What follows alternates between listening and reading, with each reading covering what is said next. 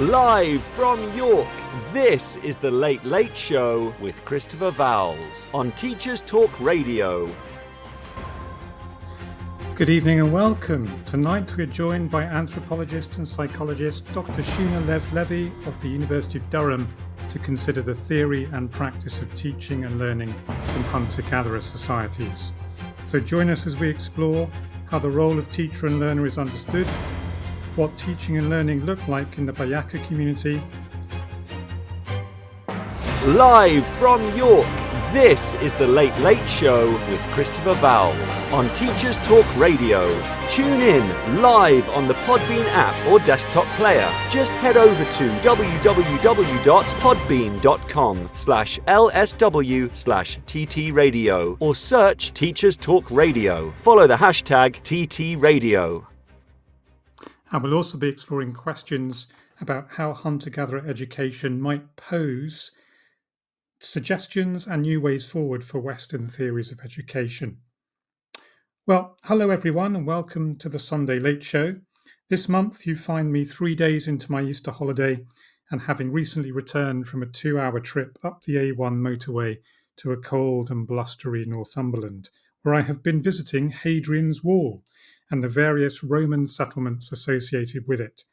Friday afternoon saw a visit to the Sill Natural Landscape Discovery Centre in Northumberland National Park, an excellent environmental education centre located along seemingly endless empty roads in the heart of a landscape that embraces rugged upland, moorland, farmland and turbulent watercourses.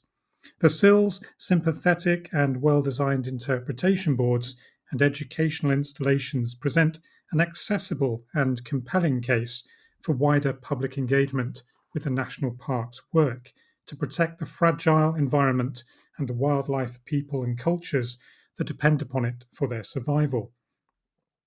This was followed with a visit to the extensive remains of the Roman fort and town at Vindolanda between Hexham and Carlisle, one highlight of which was reading some of the discarded tablet messages unearthed by the Vindolanda's Trust's archaeologists.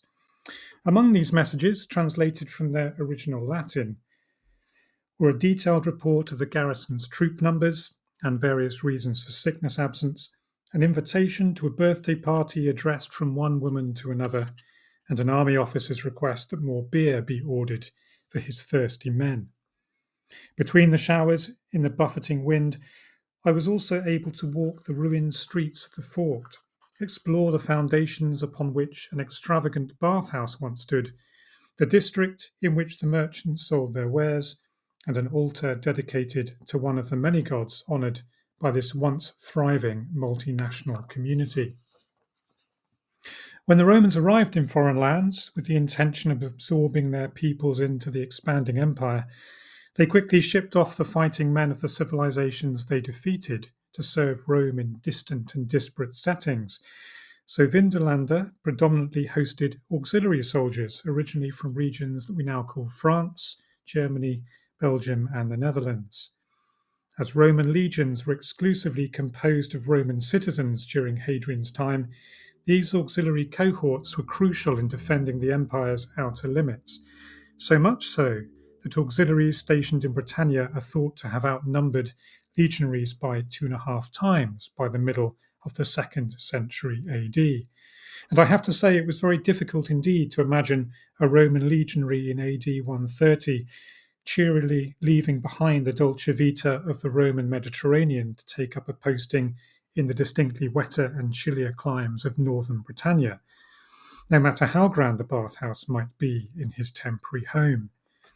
Yesterday morning, however, I was quickly disabused of the notion that Hadrian's Wall had been predominantly populated by Romans, who had found a very practical reason for wearing woolen socks with their sandals, as the Roman Army Museum suggested that one was more likely to encounter a Syrian or a Gaul than a Roman legionary patrolling the wall for much of its active service. The museum also has a neat Roman classroom installation where a life-size projection of a Roman teacher from Naples will teach you how to be a good citizen while furnishing you with some elementary Latin literacy and numeracy lessons.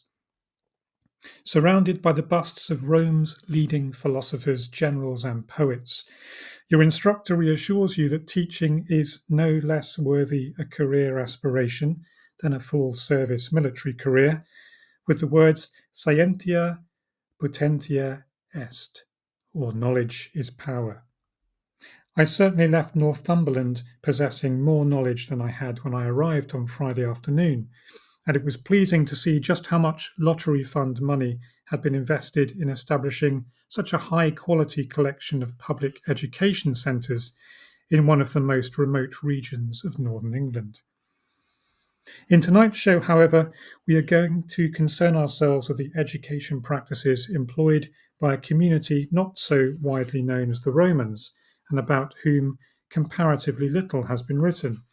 So we'll be asking, what might education look like in societies where reading and writing are not practiced by its members? What do the terms teacher and learner mean outside state-regulated education systems? And how are knowledge and skills passed down from one generation to the next in such contexts? This evening, then, we are exploring how education works in hunter-gatherer communities in the company of Dr. Sheena Levy, who has published extensively on this topic and others over the last decade.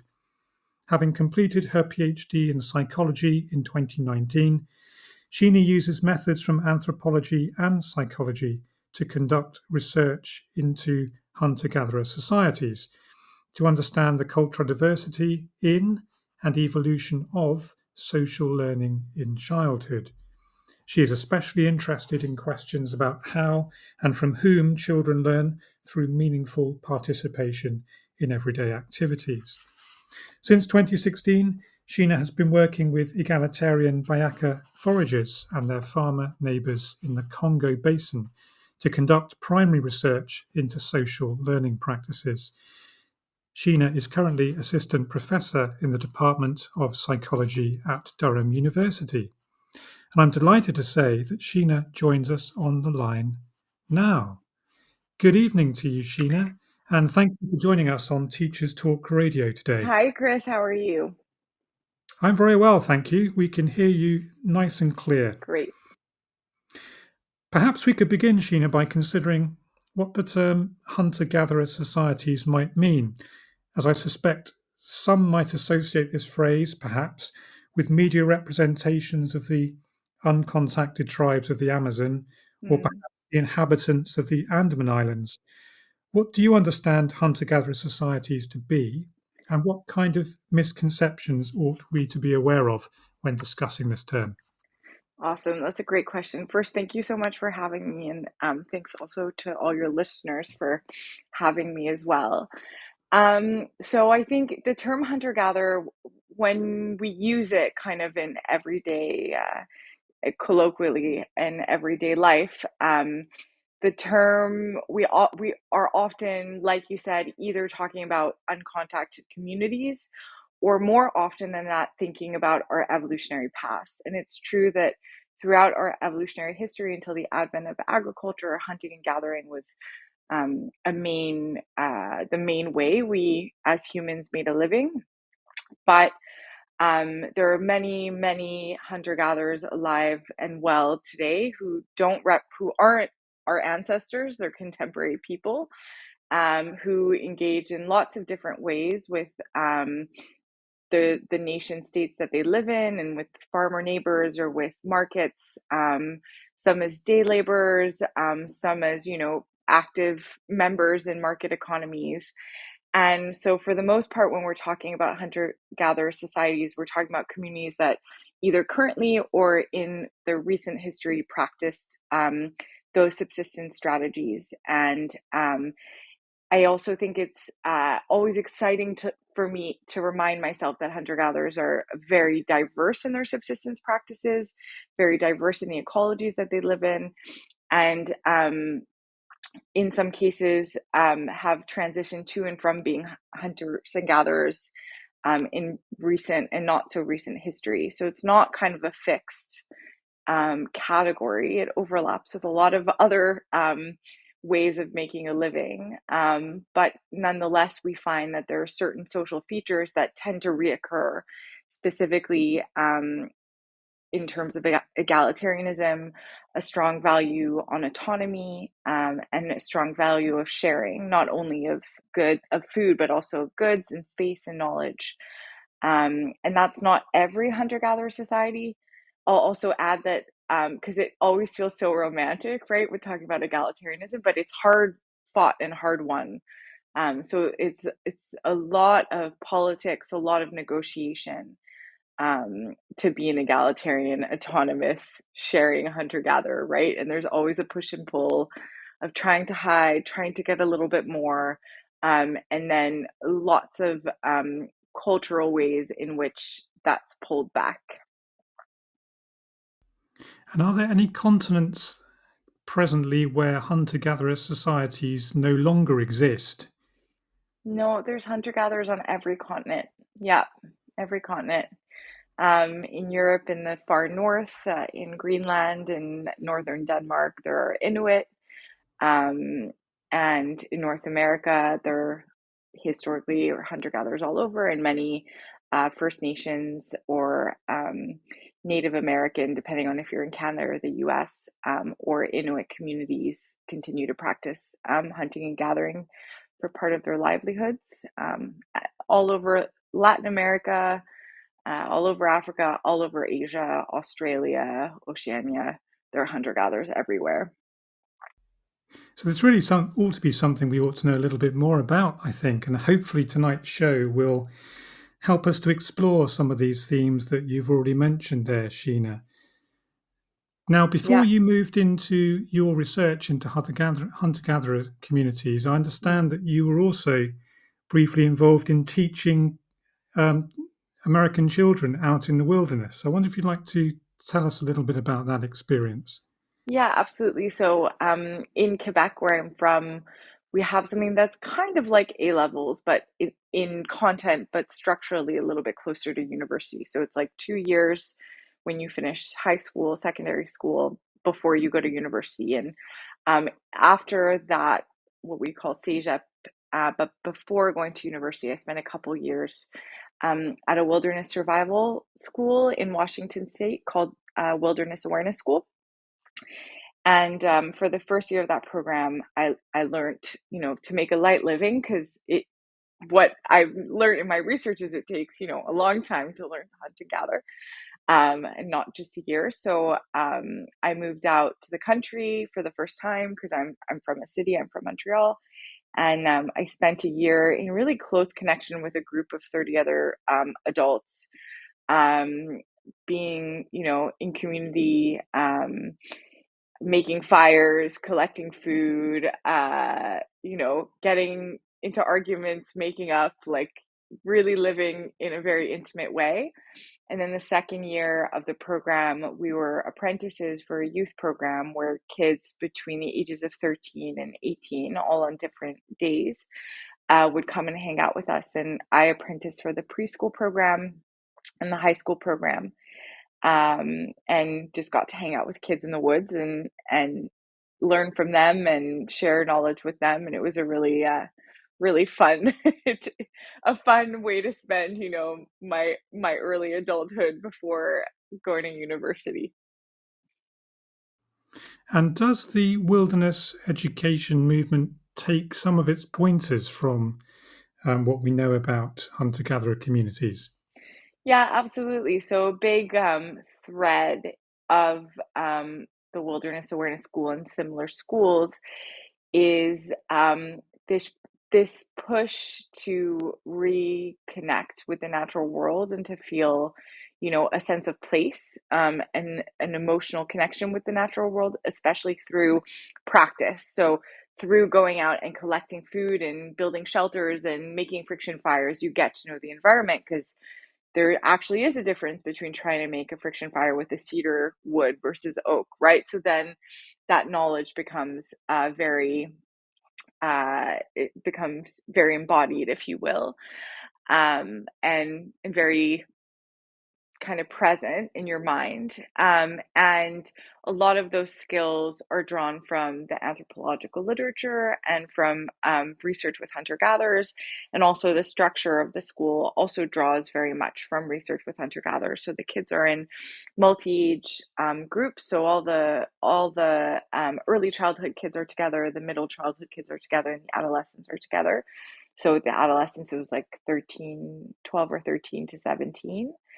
And a lot of the pedagogy around that, draws directly from the anthropological literature on hunter-gatherer society specifically. So, what did teaching and learning look like in a typical wilderness camp day? So we had a rule called the 50-50 rule. So we would plan 50% of the day and then have, let kind of things emerge for the other 50%. And usually the kids would show up and we would do what we called invisible school. So the educators would be engaged in an activity. So somebody might be weaving a basket, somebody else might be making, a tincture or making some tea. And then when the kids would arrive, they'd kind of have the chance to go and join whatever activity that they wanted.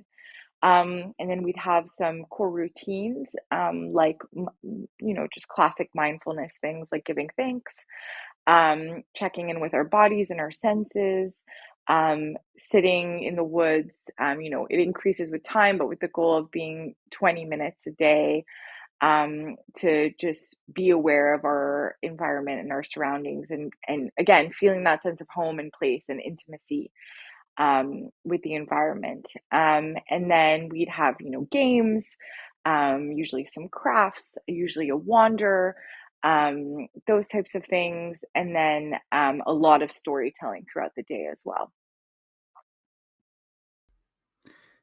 And how do the children respond to this experience? Were many of them city dwellers themselves?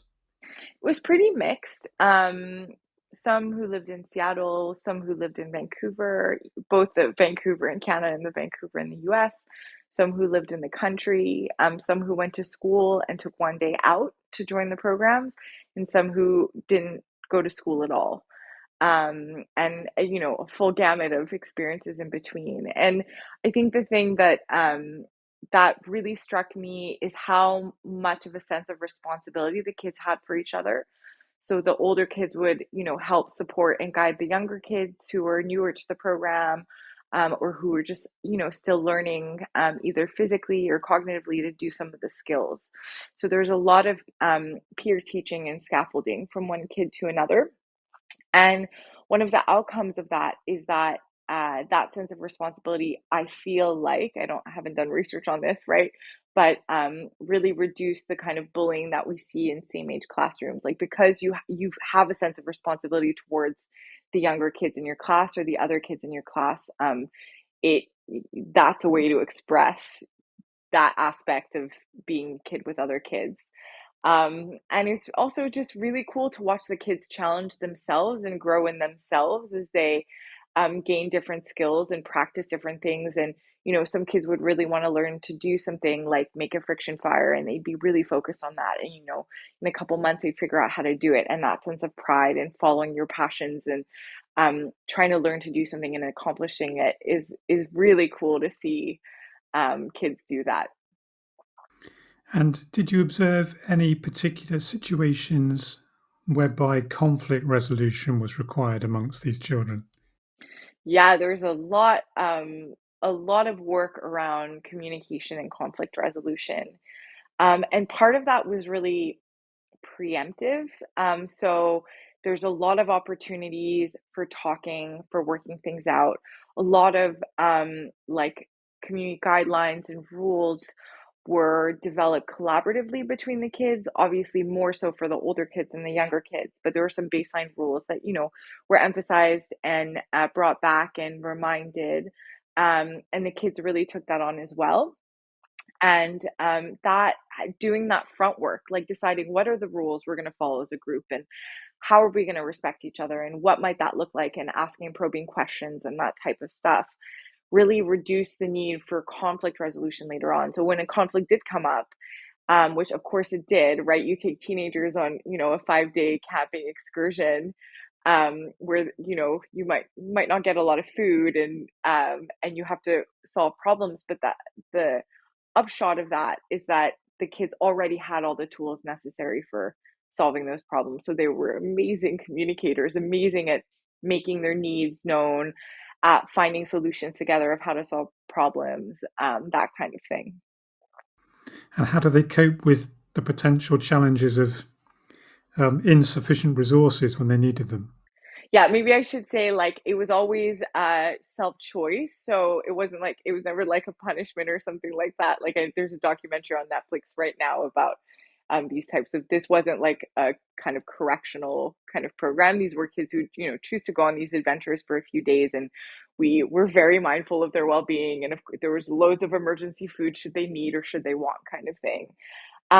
But they coped really well, and I think it gives you a real sense of gratitude when you're in those low resource settings for a few days, not only of how lucky we are to have everything that we have, but actually how strong our bodies are and how strong our minds are in being able to cope with those types of challenges.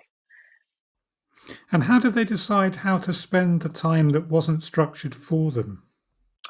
Luckily, there's a when you're in a natural environment, there's a lot that is happening around you all the time, So, and the adults kind of took that on as well. Like us as apprentices, like we had a lot of training on off days where we were together, and we would fill our time with the same things that the kids would be doing. So, you'd follow a set of tracks.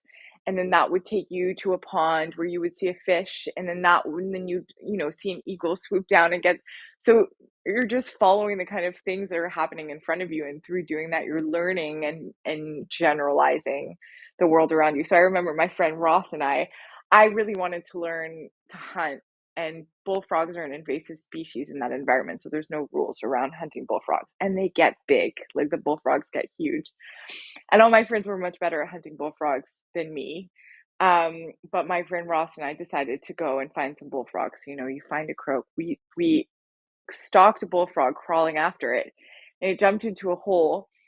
And this was like a couple hours that we spent as 20-year-olds, and we grabbed a stick and we stuck it in the hole, and the bullfrog popped out of the hole and jumped into my lap. It was the most amazing experience, and it was a nice little dinner for the community. And again, these are invasive species, so there's no harm at all in taking them out of the environment. And it was just a really magical experience, and one, 15 years later, I still think about pretty regularly. So that kind of setting yourself a challenge and following through, and just going with what's given to you, um, makes a 50% of unscheduled time actually very scheduled. You're just not the one kind of building the schedule. Yeah, nature has its own timetable, isn't it? Exactly. Yeah. Yeah, absolutely. And that's a very good example, actually, hunting in the wilderness, the sense in which children gradually learn to become aware of these Mm, things that yeah. happen in nature, the fact that some animals kill other animals to eat them. Right. Yeah.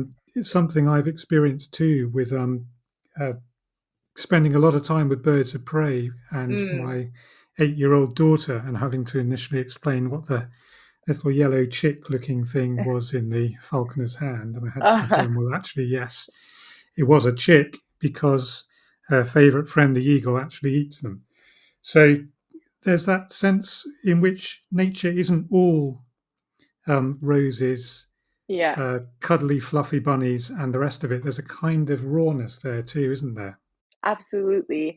And I think it's a really nice like that example about the chick. So, in kind of Western style, and there's a lot of I think in the UK you call them progressive schools that have a different structure, but in the kind of more like standard classic Western school, you start with general rules and then you get specific from there. But actually, when you're out in nature, you start with the specifics and then you abstract from there, right? So you see a chick in the beak, and you might see a different thing in the beak. Okay, so eagles also eat, like they eat baby birds, but they might also eat rodents. So then you start making general rules from there of what the ecology and the behavior of that species is from those specific firsthand experiences. Yeah, I can imagine the pyramid of biomass is likely to stick with you at a younger age when you see it in Yeah, practice, rather than totally. sitting in the biology lab drawing up diagrams from textbooks. Yeah. So, what other aspects of the environment did you notice that learners became more aware of once they moved into these wilderness camp settings? Yeah, I mean, kids all over the place are super fascinated with bugs and birds. Right now, my almost 4-year-old is he's into birds, and we have one of those bird books with buttons so he can play the different bird songs that matches the pictures. And also some in like plant species, like especially berry bushes, are always really exciting for kids. And it's really fun to watch kids like figure things out. We just got an allotment plot, which is I that's like a real survival of the fittest to get in the UK right now, a plot, and, we were lucky enough to get one, and so we're, like, digging up the soil, and my husband was digging with a shovel, and every single worm, my kid was like, "Oh, a worm. Oh, that's a big worm. Oh, that's a small worm. What do the worms do?" You know, and we're having these conversations about worms, and then we're talking about woodlouse and snails, and you know what do they eat and what do they do and how they make soil. So kids, because they're small and they're close to the ground, right, they're noticing all these things that are for adults like very much below our eye line, below what we see, below what we notice, and they're keeping track of all these creepy crawlies, all these little species, and what they're doing, and it makes, you know, when you're talking about pyramids, right? Like they're starting at the bottom, and part of it is kids are small, right? They're a lot closer. It's a lot easier to see those things from that angle. And what I always find really interesting is that a lot of those species, bugs, frogs, birds, they tend to be indicator species. They're species that tell us about the health of the environment. They tell us about climate change, right? Frogs singing, for example, will tell you when spring starts, or bird song will be the same. An environment where there's not a lot of bugs also tells you a lot about that environment as well. So I'm always fascinated by what my son is noticing, because what he's noticing and what he's not noticing tells us a lot about the quality of the environment, about changes in the environment, stuff like that. And what things is he noticing as he goes to the allotment regularly? Right now, because the allotment is very bare, we're noticing a lot of worms. That's the main thing, worms, which is a good sign because we have healthy soil. And we also have a worm bin that we've been keeping since he was little. So he knows already. He's seen the whole process of how worms eat our food scraps and poop out the worm casting, which we add to our garden, kind of thing. So he's paying attention to all of that, really, really closely, which is a lot of fun to watch. And just having a chat about what foods he wants to grow. And we have a little garden out front too. And every day we go out and we look at how things are growing and if things are growing yet. So he's getting a sense of the kind of rhythms. And I find it stressful because I'm like, I'm ready for everything to grow. But for him, doesn't have those expectations yet. So he's a lot more patient than I am in that respect. Has he noticed too that the allotment associations in England tend to be made up of the community elders? So we haven't seen anybody yet at our allotment plot.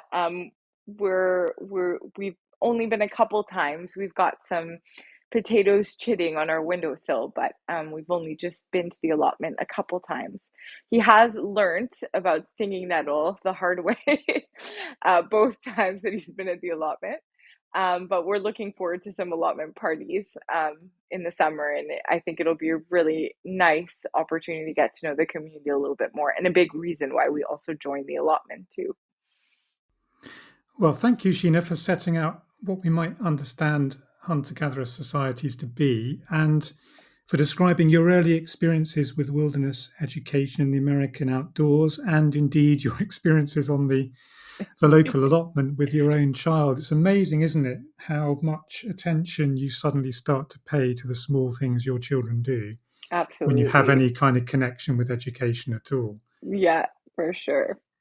In the next section of the show, we'll explore how teaching and learning operate in the specific hunter-gatherer society with which you have worked, and consider how such an approach to education supports the development of learners to meet the challenges that they will encounter as they move from childhood to adulthood. And we'll be right back after this. This show is brought to you in partnership with John Catt Educational, publishing professional development books and resources to support great teaching and learning in schools around the world. Have you checked out their latest releases? Use the code JCTTR2324 for 20% off your order. Don't miss out. Visit johncattbookshop.com to explore their full range of titles and advance your own professional development today. Happy reading. This is Teachers Talk Radio, and this is Teachers Talk Radio News.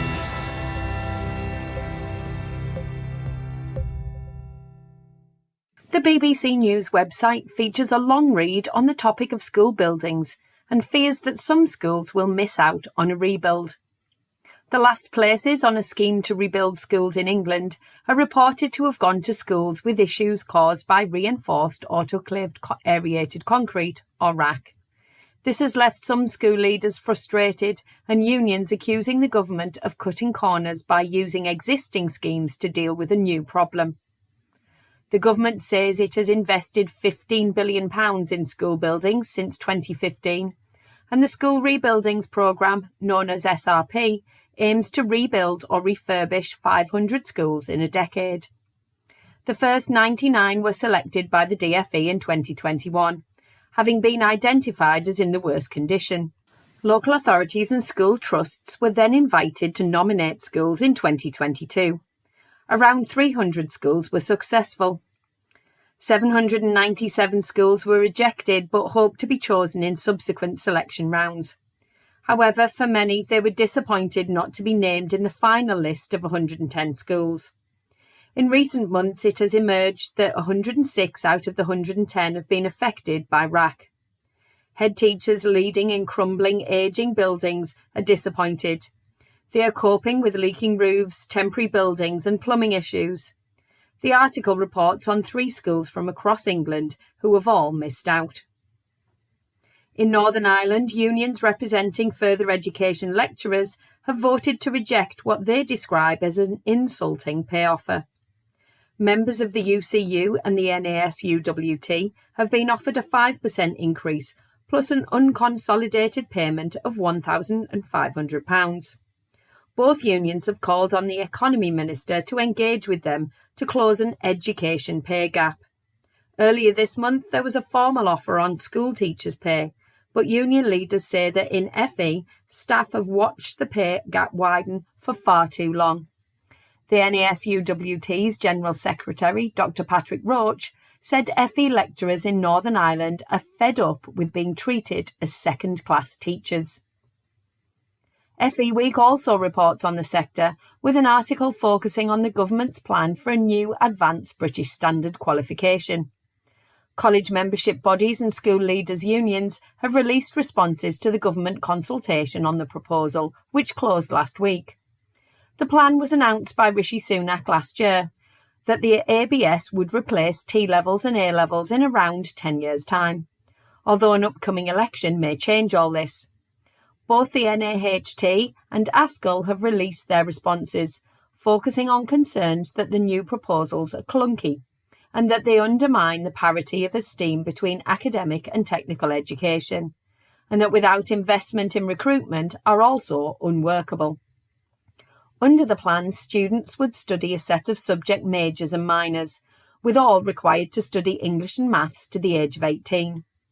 Unions also warned against considering reform in isolation, and that it should be considered as part of a whole, from EYFS to Key Stage 5. Full details can be found on the FE Week website, whilst a similar article in the TES focuses on comments by Exam Board OCR due to concerns of teacher recruitment and school space needed to deliver ABS. OCR says that there are opportunities for change, but that it disagrees with government proposals. It also expressed the view that the A-level name should be kept due to its strong and growing international reputation. For further analysis, you can read more on the TES magazine website. Finally, student loans are in the news again after an FOI request from the BBC revealed the highest outstanding student debt is more than £230,000. The figures also reveal that another loan holder has accumulated nearly £55,000 worth of interest. The student loans company says graduates in England leave university with an average debt of just under £45,000. The FOI request was for details of the highest amount of student debt owed for each of the 5 student loan plans on offer. The amount graduates repay and the length of the loan vary from plan to plan and depend on when and where they went to university and their degree type. The figures have sparked debate again amongst many students, graduates and others. It's almost 15 years since tuition fees were tripled in England. Fees now cost a maximum of £9,250 in England. Debts are written off at the end of loan terms, but this is usually after 30 years. The student loans company processes around 1.5 million loan applications per year. A spokesperson for the website Save the Student described the high figures for outstanding debt as eye-watering, and the NUS said the system discourages people from working-class backgrounds from going to university.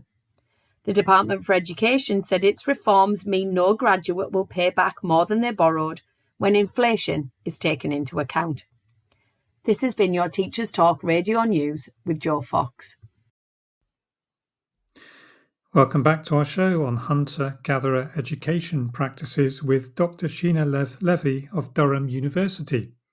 In the first section of the show, we explored what is meant by hunter-gatherer society and learnt about Sheena's early experiences as a wilderness camp leader in America. Now I'd like us to explore what it was that drew you to the study of hunter-gatherer communities in particular, rather than, say, some of the alternative educational philosophies closer to home, Sheena.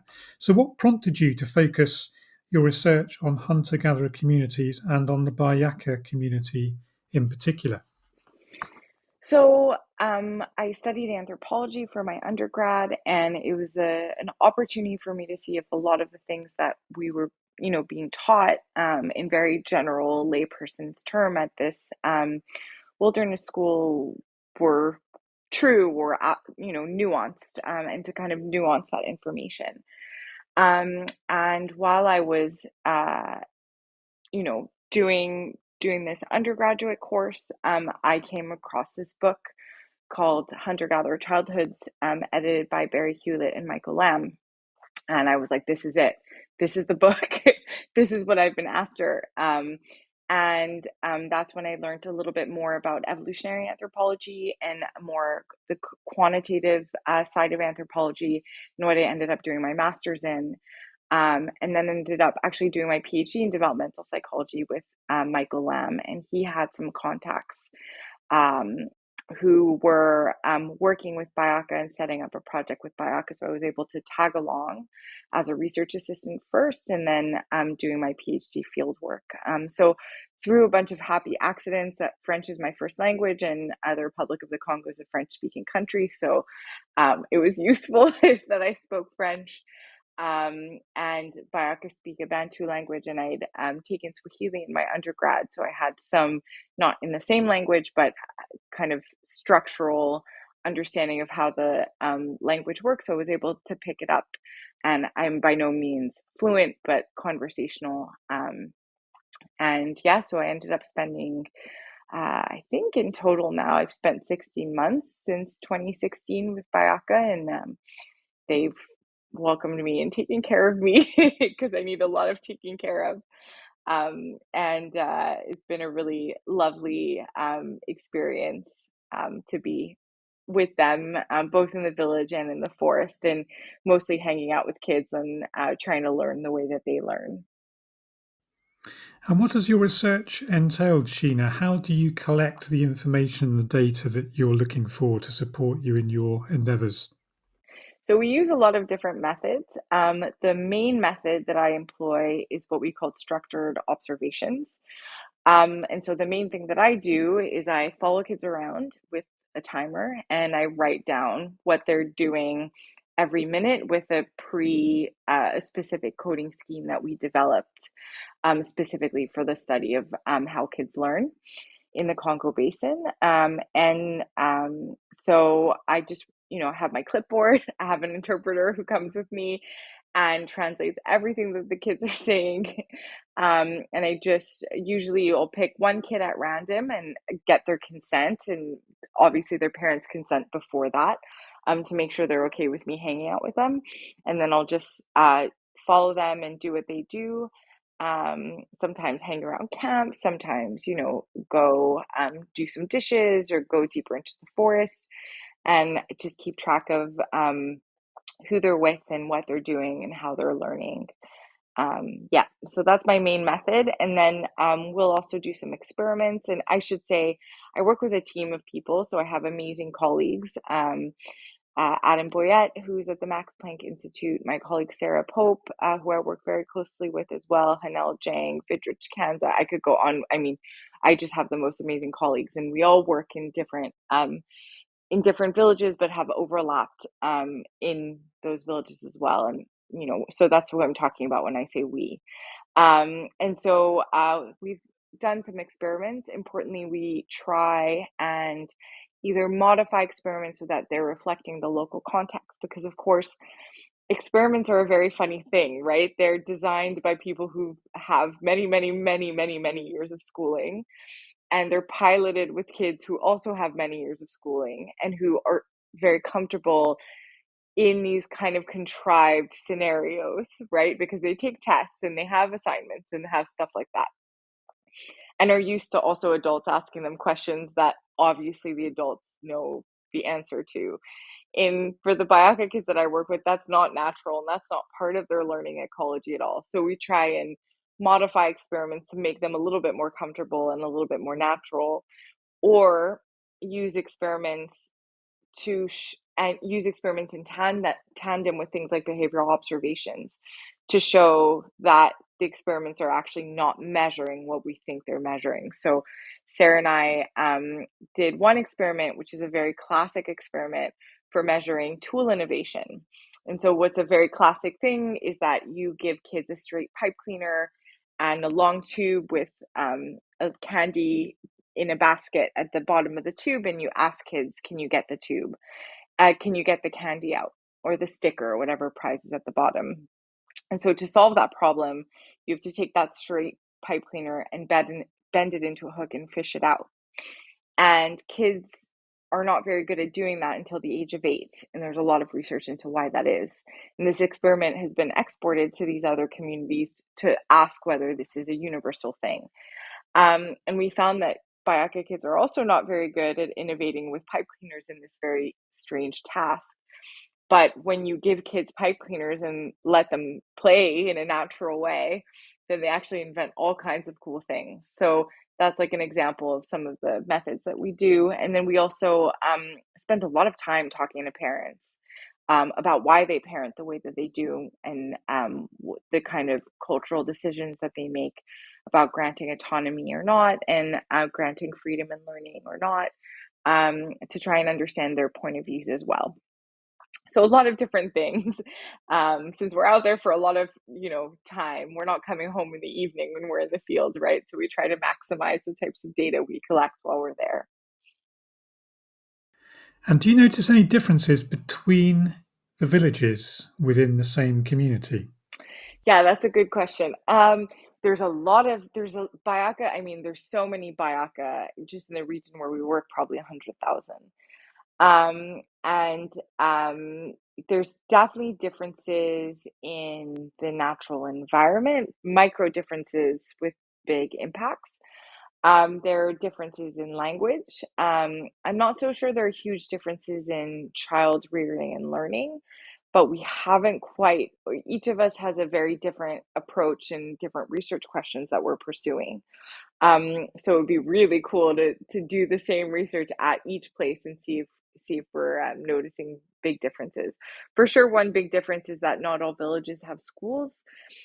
Some villages have only primary schools and no secondary schools. Some villages have both. So that is a difference in for sure in how kids learn in those different villages. Yeah, I just wonder if you get the similar differences that you get in Western education, where school X does things in a certain way and school Y does Mm, things in a different way. I mean, yeah, we have that alone in rural North Yorkshire, so right. I wonder how it translates across to that context. Yeah, absolutely. I mean, one thing that we do find is that um, just the size of the community will impact learning. So kids in smaller camps tend to, just because they can't really assort by age or by gender, they tend to play in more mixed groups, and that leads to less competitive play, right? It's not that fun to play soccer like 3-year-old versus a 17-year-old, right? So the games that they play tend to be more competitive, more cooperative rather, and a lot less kind of rules. And then in the bigger camps or bigger villages, the more you get those divisions and the more you get a little bit more competitive play. Not much, but a little bit more competitive play. So we do see differences in that aspect of socioecology. So, what does daily life look like for a member of the Bayaka community then? Yeah, so kids will get up in the morning, have a little bit of food, warm up by the fire. I one of my first things, the first thing that happens is kids are sent to get coals from other people's fire. So you see this kind of a chilly kid, in a sweater, like running to their neighbor's house or to their aunt's house or something, to get a coal. And then once people are warmed up and have their bellies full, women and men will either go off into the forest to collect food, either together or separately, or hang around camp or the village, doing some crafting, fixing baskets, that kind of thing, or will engage in either trade or wage labor for neighboring farmers. And the kids are kind of free to either join in those activities, or what happens more often is the kids will peel off in their own group, and go collect their own resources. So they'll kind of get together and it, via consensus kind of make some decisions about what they want to collect. And then they'll go out into the bush, sometimes really far, and go out and collect food. And so one fruit, which they love to collect, for example, is called maondo. It's a grows on rubber vines, and it almost looks like an orange on the outside. It's nothing like an orange on the inside. And kids will climb up. The older kids will climb up really, really high up in the trees, um, and just drop all of these fruits, and the younger kids will go and pick them up. And what's nice about rubber vines too is when you're up there, you can make a little slit in the rubber vine and actually collect rubber. And what the kids will do is they'll make kind of a paste on their bellies when they're up there, as it's a nice place to store a sticky substance, right? And not a lot of hair, so you don't get that waxing effect. And then when they come down and the rubber has dried a little bit, they'll make a ball, and then they'll play. So they'll make their own rubber balls, or they sometimes will also make the strap for a slingshot. And so they'll either have a ball game or go out and hunt songbirds. So these activities kind of build on each other. Another activity that's very popular is swinging on a liana swing. So they'll fell one of these either rubber vines or different types of vines in the forest and make a kind of swing and push each other and kind of go, as far up as they can. And it's a really it really builds trust in each other, but also in the forest as well. It's quite a very cool thing to watch, the kids do that. And when you say they play ball games, are they aware of the world football Yeah, yeah. obsession that goes on? So are Yeah, they bringing absolutely. ideas from the general world into their own community as well? Absolutely. So in a lot of ways. So first, we as researchers, we bring a lot of gear and a lot of stuff. So one of the things I loved was the kids, I'd call home every day with a satellite phone, and the kids started playing telephone and pretending that these kind of forest fruit were phones, which I thought was hilarious. So they'd sit on this in this tree and pretend to call each other. There's a logging road not too far away. I mean, it's still quite a trek to get there, but some of the kids have seen that. So they'll pretend to ride trucks on fallen trees because it's quite bouncy, like they assume a truck to be. Um, when I was in 2018, there was an Ebola outbreak in DRC, in the Democratic Republic of the Congo. So not at all where I work. But obviously the news had somehow gotten there, even though there's no road, there's no network connectivity, and instead of playing tag, the kids were playing Ebola. So they were running after each other and spreading cooties, basically. So they really know what's going on in the world. And when I was there last summer, so I had my baby during COVID, which was not a planned COVID baby. We got pregnant right before the outbreak of COVID, and so we felt quite isolated, as did everybody else, of course. And people in the village were coming up to me and they were saying, we were really thinking about all of you in Europe over there with the disease that was getting you all. And I actually burst into tears because I kind of hadn't metabolized how hard it had been. And here I am in this village, and every morning when I go to wash, I say hi to about 50 people, right? Say good morning, walk down to the river, and then walk back a different way and say hi to another 50 people. So you are living life in the virtual opposite of what it was like in COVID lockdown, right? And it made me cry because there's so many beautiful traditions around childbirth, especially, and traditions of bringing food and a lying in period for between 3 months and a year, where women will stay home with their babies and people bring them food and help take care of the babies. And so, yeah, it was quite emotional. So, yeah, everybody knows what's going on in the world. And they're pretty cute and oh, they love Jackie Chan. That's the other, they love karate and stuff like that too. And the boys, whenever we take pictures of them, they're always doing karate moves. So, yeah, they're very cute into what's going on in the world. And is there a view at what age children cease to be babies and toddlers and start to be kind of community learners? They're community learners really from the time that they're born. So in this community, infants are passed around, have many what we call allo parents. So parents that aren't the mother or father, who take care of them.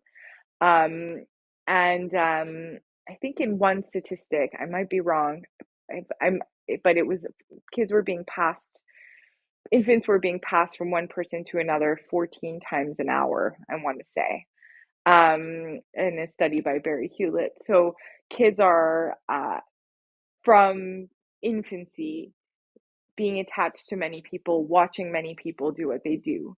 By the time they're 2, 3, 4, that's when they really join the peer group in an official way and like are really adults are a little bit more relaxed with kids going out and being with other kids. The kids themselves are a little bit less fragile. And that's when they really have the chance to be like fully self-initiated learners, just because they're more mobile, and can take care of themselves a little bit more. And that's when they really start hanging out with other kids a lot more and kind of running around, playing games and doing their own thing. And when they're not playing games and out enjoying themselves or out working with the older members of the community looking for food, how do teaching and learning operate in the community? So there's also a lot of storytelling, and also just overhearing of conversations. Not all stories are like these big epic stories about the past or about myths, right? A lot of stories is just people recounting their days. Um, and there's also a lot of stories that happen on the land as well. So when kids are out, we'll pass, we're out in the bush, we pass abandoned camps, and they'll tell stories of the people who stayed there once and the things that happened there. So the environment is full of social information as long as somebody's there to tell it to you, right? And yeah, in the evening, a lot of storytelling, a lot of hanging out, and a lot of forest spirit plays. So these forest spirits that are captured and then are performed by the community. And that's also a big part of community activities, which involves initiation, and performances, that I am a mere spectator at. but that seems to be also a very important part of growing up and learning through song, through storytelling, through community activities, how to behave in these more religious aspects of life as well. So does religion play a significant role in the community? It does. The thing about religion and those types of spiritual beliefs is that it's very much a kind of separate layer. So people aren't talking about it all the time, but they're practicing it. So things as minor as spitting into a leaf and tucking it on a trail when a hunter goes for good luck, right? That's something that you might notice out of the corner of your eye, but it's not until you start asking questions and probing that you might understand. But kids from a very young age, they have their own forest spirits that they tend to and that they're initiated in, which are only for kids. So that's a really nice segue into the adult world as well, but also into kids having their own autonomy and their own force spirits and their own cosmological understanding of the world as well. And same thing with like the music that you sing to the forest spirits opens the forest to get and then if the forest is happy with your song, then it provides you with food.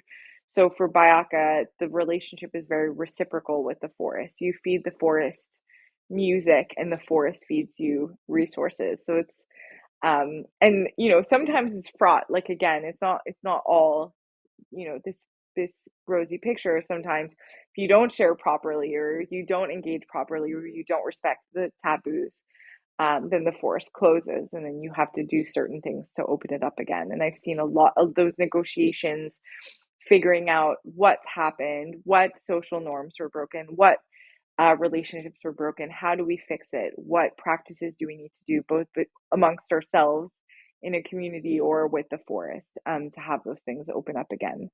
So these are things that are constantly on people's minds and that are really important to keep resources flowing in both directions.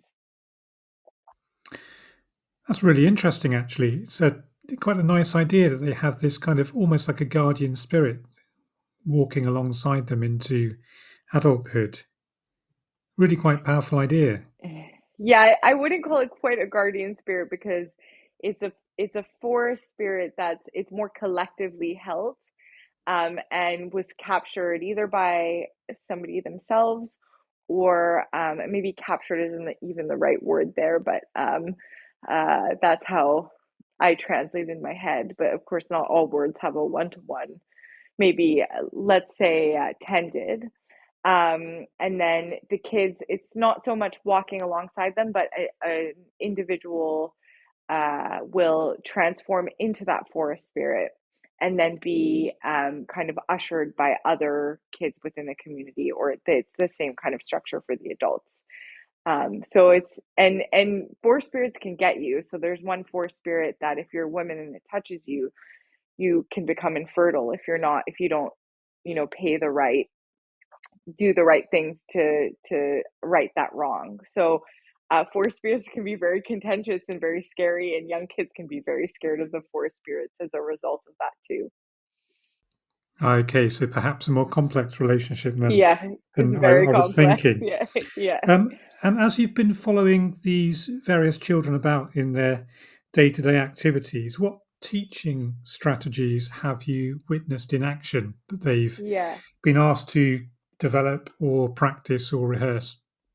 Yeah, so I mean the best illustration I have of this, but I've seen it so much. So this dad in the community found this honey right on the edge of the camp where we were living in. So he cut down this very tall tree which had honey at the top, which is actually really important for the ecosystem because it opens up the forest to secondary growth. So cutting down these really old trees can be really good as long as it's done in a careful way. And so all the kids were out collecting honey. And then for like 2 weeks, the kids were like, let's go climb trees, let's cut down trees. Obviously not as tall trees, but especially these three boys would go out and they would find a machete laying around. They were maybe 8 or 9 years old. And they would find these machetes, and they grab them before somebody could say no, and go into this area of like kind of short, secondary forest right on the outskirts of camp. and they would cut these notches the way that the adults cut notches to climb trees, and they would get these vines and tie them in a specific way as a harness around their waist, which is how the adults do it, and put the machete in the crook of their neck between their head and the shoulder to hold it as they're climbing up. And they would have the most amazing conversations, like, do it like this, no, a little bit more, watch out for that, how did he do it? And they would work out together, like reproducing what they had observed this adult man do when collecting honey. And they would go up and they would do this like for hours at a time, like up a tree, down a tree, next tree, up a tree, down a tree, cut it down, and just figuring out, telling each other, reminding each other, asking each other questions, encouraging each other, just constantly this back and forth of teaching each other how to do these skills. And through this problem solving, like, we're really able to recreate all these, it's really life or death, like making those knots right, picking the right vine that's going to actually hold the weight of your body, making the notch of to put your foot in the right way. And also a physical skill of climbing these trees is not easy, right? And your feet need to go in the right place, and be strong enough. Your arms, like your whole body is involved in this. And so by working these things out together, the kids were able to reproduce this in a very high fidelity way, and were able to climb up pretty high. I mean, it's not as high as the adults were going, but pretty high, and get up there and cut the tops of the trees and figure out which direction it was going to fall, right? So it was a really cool experience to watch them do that. And they just got so excited about this, and did it until phased out and another activity kind of took the floor. And then there they went again, figuring things out, either traps or fishing or all these kinds of activities themselves. Yeah, so a lot of teaching, a lot of peer teaching, especially happening throughout the day constantly.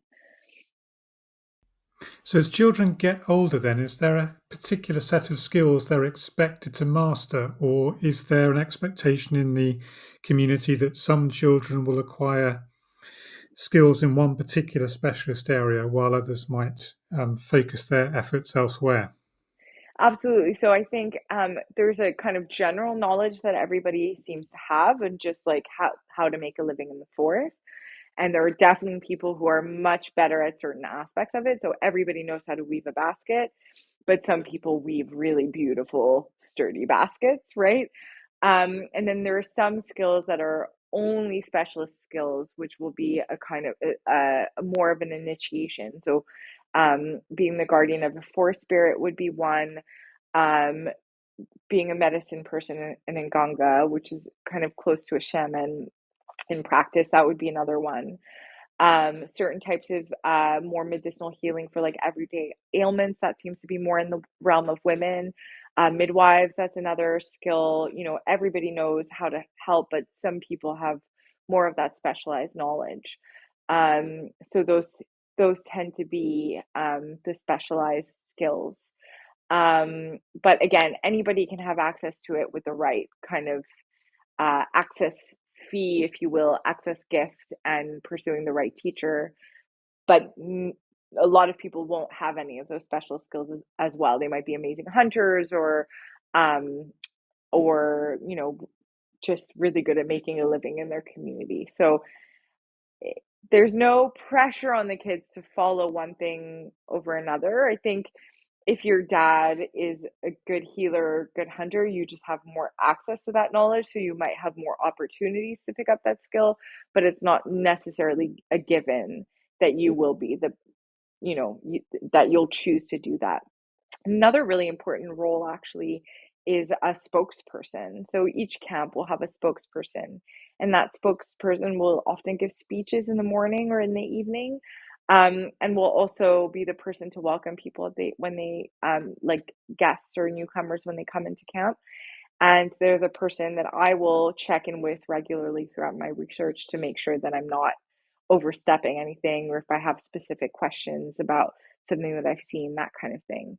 And that seems to be something that's very much based on the individual ability to be good with other people, to enforce norms without overstepping, to be a good politician, if you will, but not in a dictatorial way at all, because people can just leave camp if they don't like how you're acting, right? So you really need to keep the relations good with the people that you live with. Okay, so certainly a sense of the emotional intelligence that's required for that kind of role is Absolutely. important, Yeah. isn't it? Yeah. Very, How, very much so.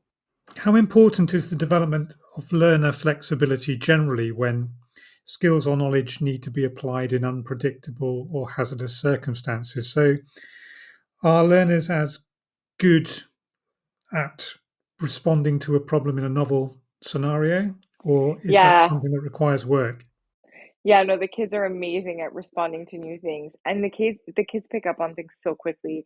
I mean, there's a couple kids I would call them my little research assistants because I would do something once and then they would go off and do it 20 times. Like they'd figured out what I was after, right? And they would like go and ask 20 people that same question and report back to me like I hadn't asked them to do it, right?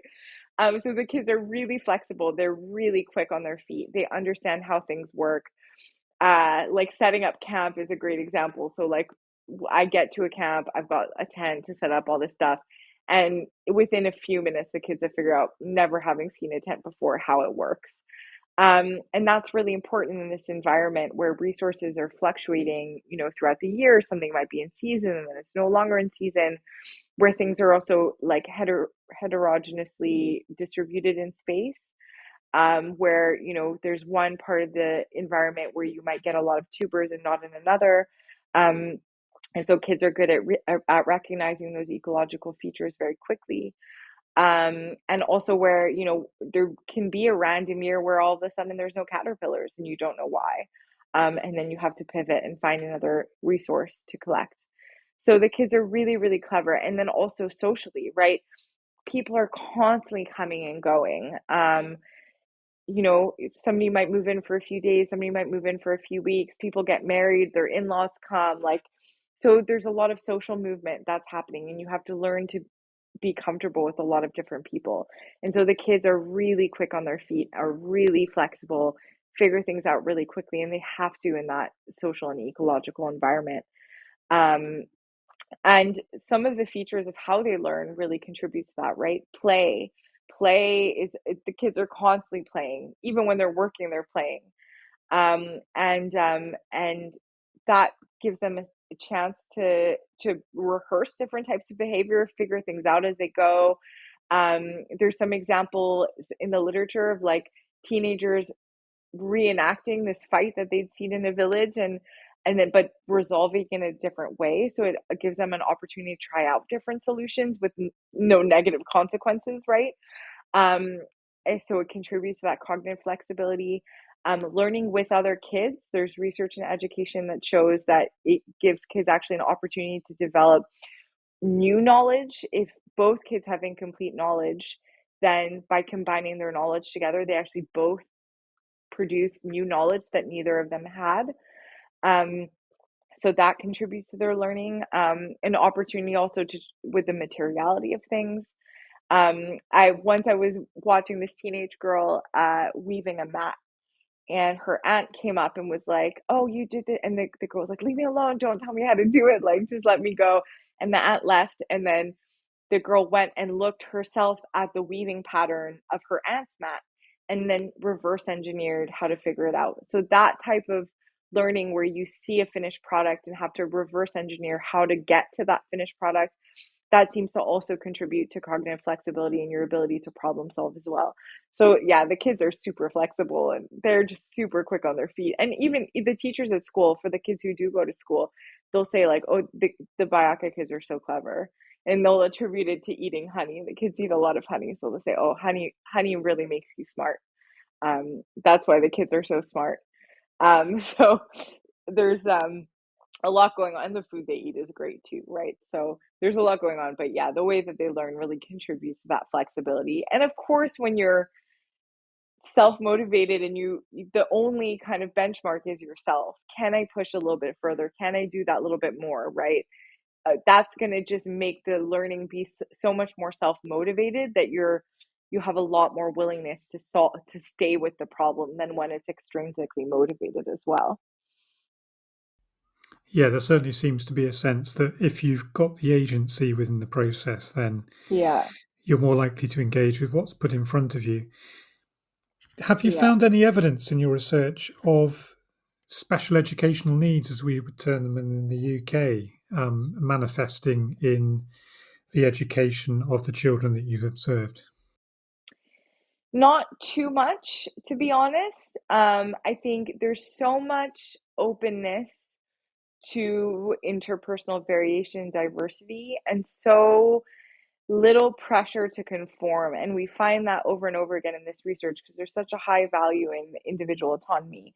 So there's a lot of variation in norms, a lot of variation in how people think others should behave, a lot of variation in skill. So there's not, there's because it's so not cookie cutter, right? And there's so few benchmarks or specific milestones that are required to be met, there's really no reason why anybody couldn't thrive in that community. So we've not done a lot of research on that topic, but anecdotally, I'm not seeing a lot of need for special resources because the kids just kind of follow their own paths, and the adults will even tell each other not to put pressure on kids to meet a specific, to follow a specific skill before they're ready, for example. So yeah, anecdotally, we're not seeing a lot of need for special provisions. And I wonder if that too is perhaps linked to what sounds like the range of different teaching strategies that are employed. Absolutely. Yeah. This idea about demonstration, about physical action, about sitting and listening to people telling stories, there seems to be a nice mix. So one would imagine that you might respond better to one kind of approach than another. Yeah, absolutely. And it's multimodal. I mean, everything's happening in concert, right? You go to a part of the forest, you repeat a story that of like, a situation that happened there. You track an animal, you come back to camp, you hear another story. So the information's constantly layering on top of itself over and over again. You practice the skills that you're encountering, you encounter the skills that you're practicing.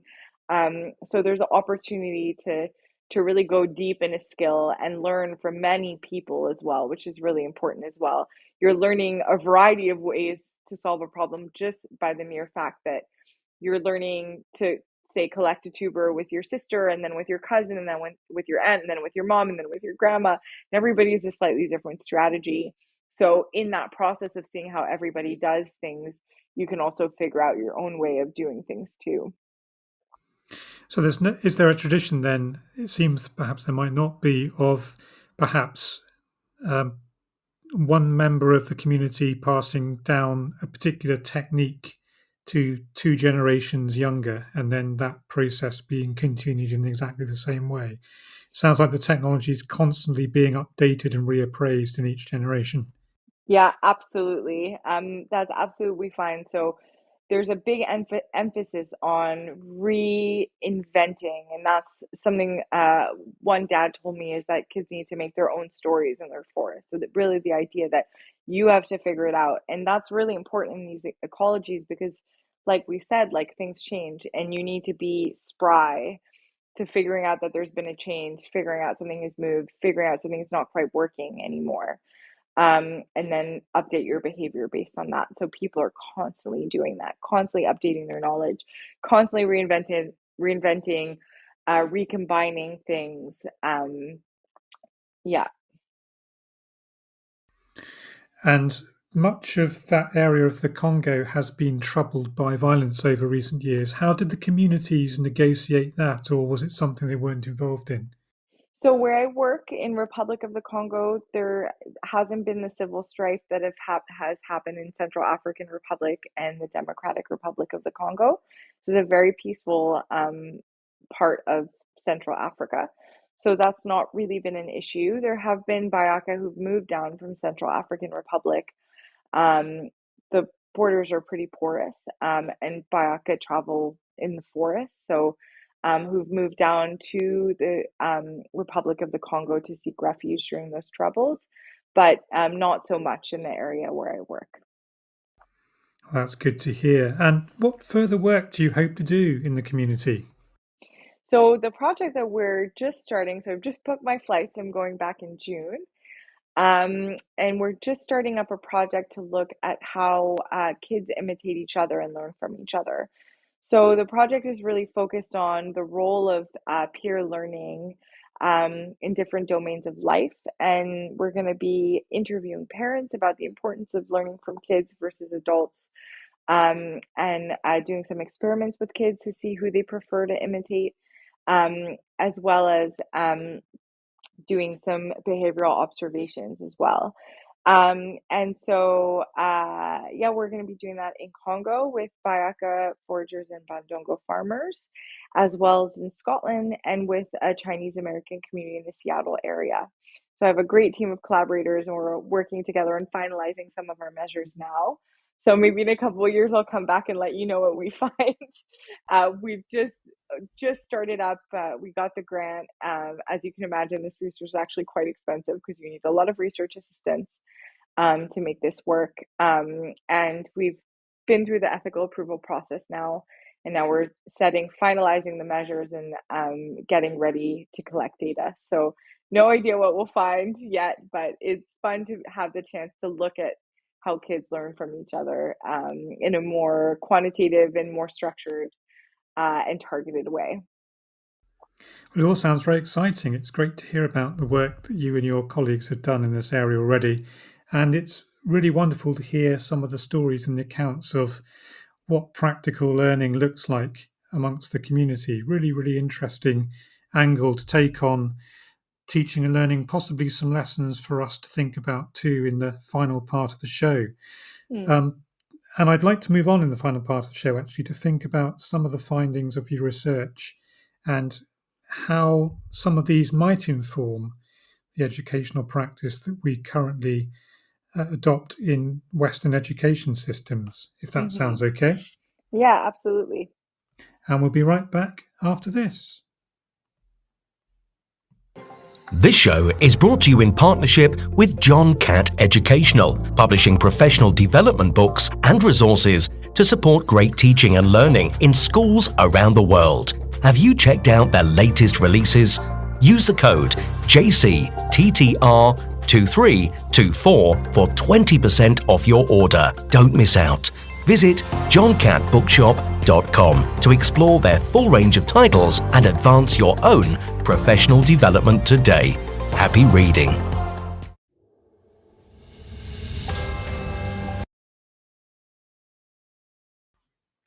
Welcome back to the final part of our show on teaching and learning in hunter-gatherer societies with Dr. Sheena Lev-Levy. So far, we've considered how education happens in the community and how teachers and learners relate to one another in this context. I wonder if we could conclude, Sheena, by asking whether Western education systems might benefit from embracing any of the strategies that you've observed in the Bayaka community. Yeah, so I think it's a really interesting question, and I'll start with some caveats.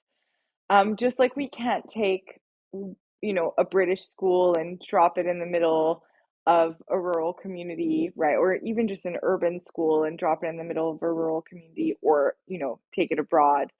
It's that also works in the other direction. Every community's learning and teaching system is designed for the needs of that community over many generations. And so it's hard to just export in a kind of cookie cutter type of way.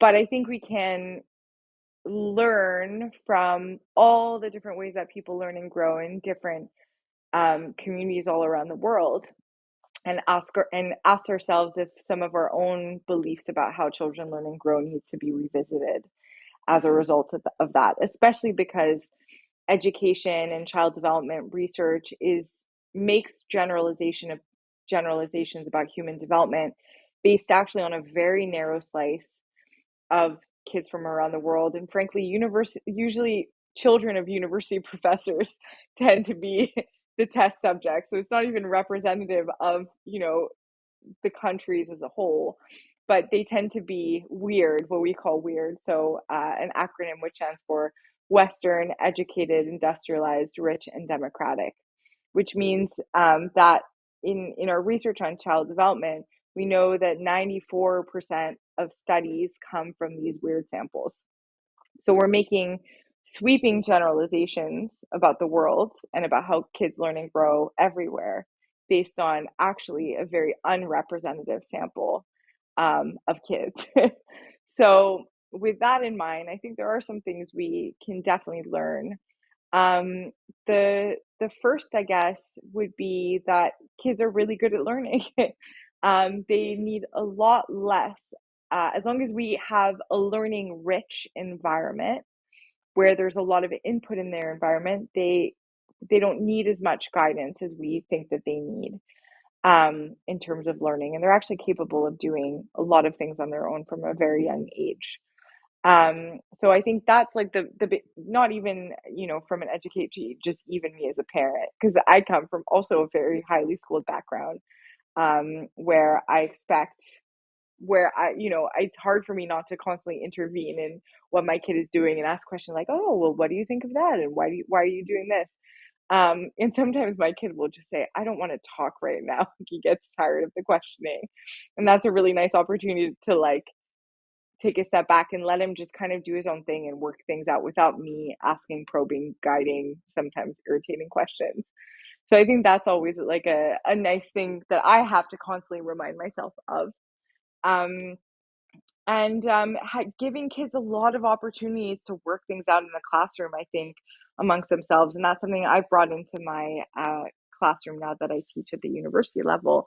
We do a lot of discussion, a lot of like think, pair, share kind of style things, because I find that when the students do that, they actually have the opportunity to go deeper into the material and trust themselves more in their learning process.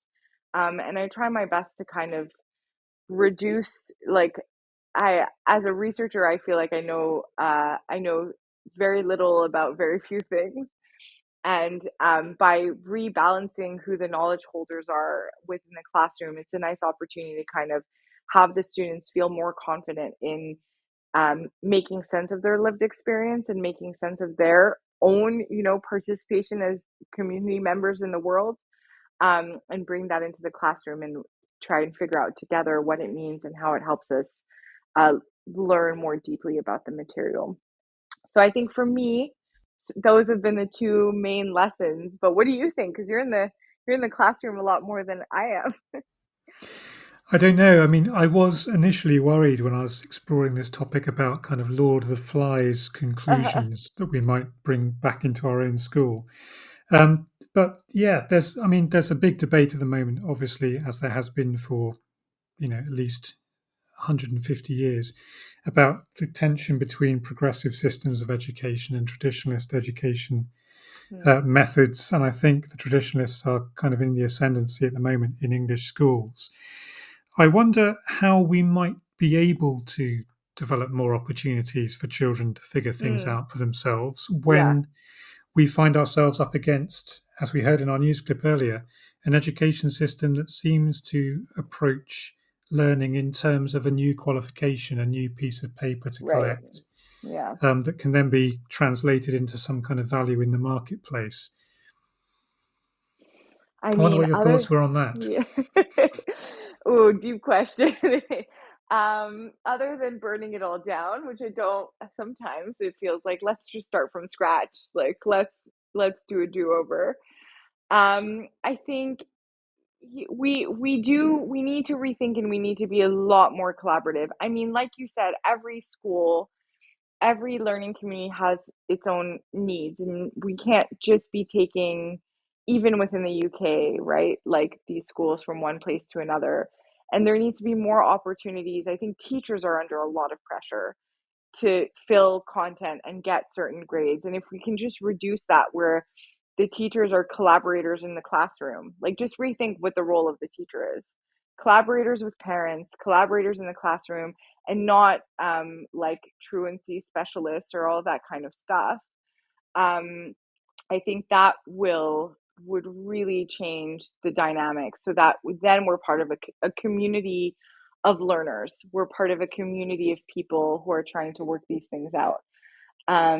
And that, I think, would be my first thing. Like, let's rethink even what we mean by teacher. Let's rethink what we mean by student. Let's rethink the challenges. So many kids are not going to school right now. And it's a shame that we're putting a lot more pressure on parents, on teachers, on the kids, as opposed to asking, okay, well, why? Like, what are you not getting out of this? What are the challenges that you're facing? Why are you not going to school? Okay, how can we rethink this process to make it better for you? And maybe part of that is having kids have maybe more leadership in school decisions, have that agency in how, even in just decision makings of how resources are spent. That seems like crazy, right? Like a bunch of 10-year-olds deciding where to spend money, but they probably know what the needs are, from their point of view. It's the same thing as like kids paying attention to bugs, right? The kids who are going to school know what their school infrastructure or what their classroom learning needs are, because they're at that level, right? They're seeing what the issues are, and that might be something that other people aren't noticing. So just giving that chance for agency and for decision making, I think, could go a long way. But unfortunately, I don't have any. I don't have any good answers. Now, it's um, interesting thinking back to some of the examples you gave in the second part of the show. I wonder too whether the learning processes you've described mean that the student is actually understanding the process by which they arrive at a result. And I sometimes wonder, in the UK, particularly the English education system of which I'm a part, whether we place enough emphasis on students really understanding the processes by which they arrive at an answer or yeah, an idea or some kind yeah, of breakthrough, because mm, we still have an education system which grades people at the end of the process. And in my own subject, English, in English language, we're going to award fail grades to a third of the national wow, cohort because that's what the qualification requires us to do. right, And I've actually sat down with examination regulators over the past few years, and I've been involved in conversations where we've said, amongst the group of the people engaged in the project, how bad does this piece of writing need to be to pass? right, And how much inaccuracy am I happy with the student demonstrating before they go off into the world of work? So I suppose the kind of focus on the needs of future employers, is that such a yeah. problem in the community you've observed? I mean, like I said, every education system is fit for or is designed for a certain, you know, economy, a certain way of living. I think one of the problems that we face in the UK is that the world of the education system is like from the 1900s, and the world of work is not, right? And so there's a lot more problem solving that the kids need to face, and need to do. And I don't know if they have as much opportunity to do that. Um, so that's certainly something that comes to mind, is like maybe we should be talking to employers about what their needs are, and then thinking about what it would look like to have an education system that matches those needs. I think those conversations are happening, but never quite fast enough, right? And it's not, because in the news clip it was talking about like math till 18. Like, yes, maybe that's good. I don't know, but it's not just math, right? It's like reading statistics, understanding statistics of like, what does it mean when we give percentages or means or all of these things? Like those are real life skills that kids need to have. So is it also that it's good to have some of this content, but are we presenting it in a way that's even transferable to the world? Um, that those kinds of things. Sometimes it's even just in the package of the story that we tell to make it relevant to kids. Yeah, the processes you've described this evening seem to me to balance a need for skills and knowledge within a community. And Mm-hmm. if we look at the UK at the moment, we've got a Scottish education system which is predominantly governed by skills learning. And Mm-hmm. we've got an English and Welsh education system, well, less so in Wales perhaps, but an English education system which is largely focused on knowledge. And Mm. you're going to get, of course, Scottish students and English students both turning up at the University of Durham to start undergraduate courses. Mm-hmm. What do you notice when they arrive? I haven't been teaching long enough to really be able to tell the difference. And frankly, I'm not there's so much variation in UK accents that I'm still figuring out where people are from, really. So it's hard for me to say. It'd be interesting to hear from the students themselves of how adjusted and they feel and how much they feel um, their A levels or their secondary experiences has prepared them um, for university. So maybe I'll start asking. It's a good question. Well, I think we're never going to resolve this one in the next 20 minutes. So we better wrap it up here. It's an excellent point on which to bring tonight's show to a close. So, Sheena, thank you for sharing your research, expertise, and imagination with us this evening. I feel considerably more knowledgeable on what education is and could be as a result of our conversation. If only we could summon up the imagination to look beyond international ranking tables, arguments about the needs of future employers, and possibly ideological debates about the role of the learner. It's been truly fascinating, too, to hear your accounts of educational practices that seem to foster community spirit through collaboration rather than competition. Perhaps we could try bringing a little more of this same ethic to our schools and colleges in the year ahead. Thank you very much for your contributions and for finding the time to speak to us this evening. And thank you so much for having me. It was a really nice conversation. Thank you, and have a good night. Thank you. You too.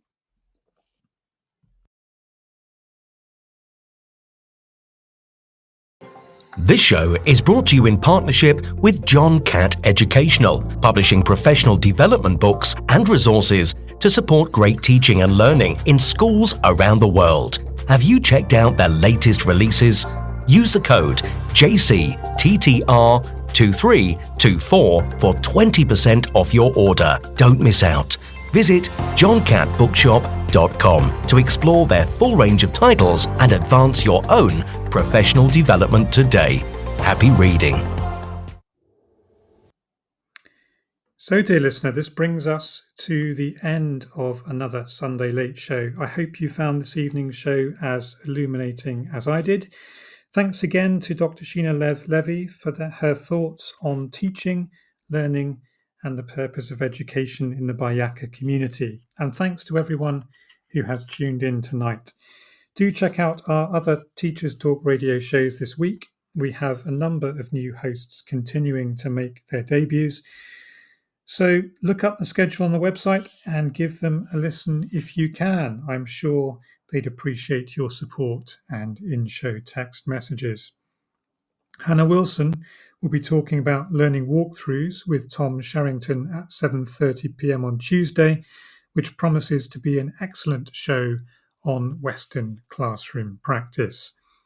As always, you can listen to anything you've missed with our excellent and ever-growing panel of teacher presenters at www.ttradio.org.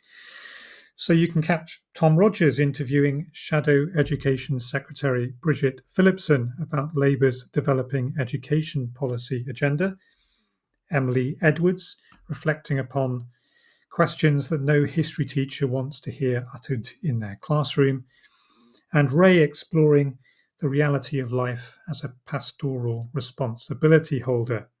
All of these shows and more are readily accessible via the Listen Back service on our website. And if you have something you want to say or ask others about education anywhere on planet Earth, then perhaps you should consider applying to join the station as a show host. We are always on the lookout for those with current or recent experience of the classroom and other less familiar educational settings. Full details can be found on our website, www.ttradio.org. That's all from me for this month. So thank you for listening. I wish you a peaceful Easter holiday if your holiday has already commenced. And we will speak again in October. Thank you and goodbye.